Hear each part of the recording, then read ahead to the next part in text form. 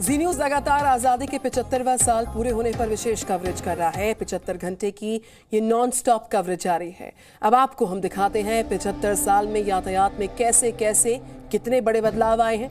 अतीत के पहियों पर सवार विकास की शानदार कहानी है देश के ऑटो सेक्टर की। आपको दिखाते हैं कैसे आजादी के वक्त में कितने लोगों के पास कार्स थी, बाइक्स होती थी और तब से अब तक हमारी आपकी दुनिया कितनी बदली। दुनिया के टॉप 5 ऑटो मैन्युफैक्चरर देशों में शुमार होने की शानदार यात्रा हमारी कैसी रही, देखिए इस रिपोर्ट के जरिए।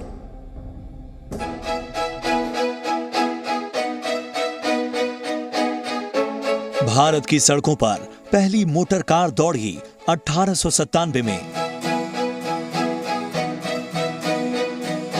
1920 आते आते देश में रॉल्स रॉयस जैसी बड़ी बड़ी कार कंपनियों के शोरूम तक खुल गए। इसी दशक में देश में असेंबलिंग यूनिट्स भी लगी, लेकिन 1940 के दशक तक देश की अपनी ऑटोमोबाइल इंडस्ट्री नहीं थी। 1942 में उद्योगपति बीएम बिरला ने पहली बार हिंदुस्तान मोटर्स के तौर पर देश की पहली ऑटोमोबाइल कंपनी की नींव रखी। वक्त का पहिया जैसे जैसे आगे बढ़ा, आजाद हिंदुस्तान में आम आदमी की प्रति व्यक्ति आय में इजाफा हुआ, जिसका नतीजा ये हुआ कि आज गांव देहातों के घरों के आंगन में कारें और मोटरसाइकिल शान से खड़ी मिल जाती हैं। वाहनों के मामले में भारत की आत्मनिर्भरता की इस कहानी को जरा कुछ आंकड़ों में समझते हैं। मार्च 1951 तक देश में साल भर में 3 लाख वाहनों का रजिस्ट्रेशन हुआ, जबकि मार्च 2017 तक 25.5 करोड़ वाहनों का रजिस्ट्रेशन हुआ। इनमें से भी अगर अलग अलग वाहनों की बात करें तो मार्च 1951 से देश भर में कुल 26,400 दोपहिया वाहन रजिस्टर हुए, जबकि आज के दौर की तस्वीर देखें तो 2017 में लगभग 18 करोड़ 68 लाख दोपहिया वाहन रजिस्टर हुए, जो कि इस साल हुए कुल वाहन रजिस्ट्रेशन का 3/4 हिस्सा रहे। इसी तरह कार, जीप और टैक्सियों के सेगमेंट में 1951 में 1,56,000 वाहन रजिस्टर हुए, जबकि मार्च 2017 में लगभग 3 करोड़ 36 लाख कार, जीप और टैक्सी रजिस्टर्ड हुए।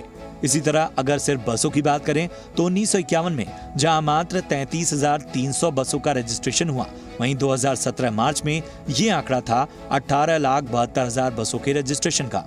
कुल मिलाकर आजादी के बाद देश में वाहन उद्योग सालाना 8 से 9% की दर से तरक्की कर रहा है।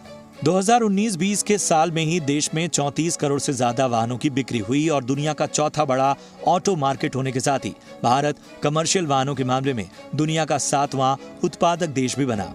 1947 से पहले देश में कार का एक सपना हुआ करता था, लेकिन आज दुनिया की कोई ऐसी कंपनी नहीं है जो भारत में आकर अपनी कार बेचना न चाहती हो। इसमें ऑडी, मर्सिडीज, BMW, टोयोटा और फॉक्सवैगन जैसी दिग्गजों के साथ टेस्ला जैसी दुनिया की सबसे बड़ी प्लेयर हैं। लेकिन आज 1947 वाला दौर नहीं। कंपनी चाहे कोई भी हो, देश की मारुति, महिंद्रा और टाटा जैसी स्वदेशी कंपनियों से टक्कर लेना आसान नहीं। Bureau report, ji media. Presenting B News app, available on Google Play and App Store. Download it now.